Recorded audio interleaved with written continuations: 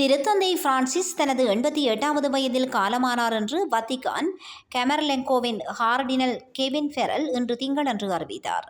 இதுகுறித்து மேலும் கருத்து வெளியிட்ட அவர், திங்கட்கிழமை காலை 7:35 மணிக்கு அவர் உயிரிழந்ததாக குறிப்பிட்டுள்ளார். திருத்தந்தை பிரான்சிஸின் முழு வாழ்க்கையும் கர்த்தருக்கும் அவருடைய திருச்சபைக்கும் சேவை செய்வதாக அர்ப்பணிக்கப்பட்டது என்று தனது அறிவிப்பில் தெரிவித்தார். நற்செய்தியின் மதிப்புகளை விசுவாசத்துடனும் தைரியத்துடனும் உலகளாவிய அன்புடனும் குறிப்பாக ஏழைகள் மற்றும் மிகவும் ஒதுக்கப்பட்டவர்களிடம் வாழ அவர் எங்களுக்கு கற்றுக் கொடுத்தார்.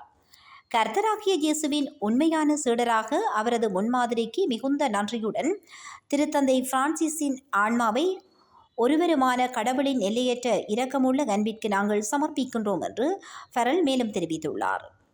ரோமன் கத்தோலிக்க திருச்சபை வரலாற்றில் முதல் லத்தீன் அமெரிக்க திருத்தந்தை என்ற பெருமையை திருத்தந்தை பிரான்சிஸ் பெற்றுள்ளார். மார்ச் 13, 2013 அன்று திருத்தந்தை பிரான்சிஸ் திருத்தந்தையாக தெரிவு செய்யப்பட்டிருந்தமை குறிப்பிடத்தக்கதாகும்.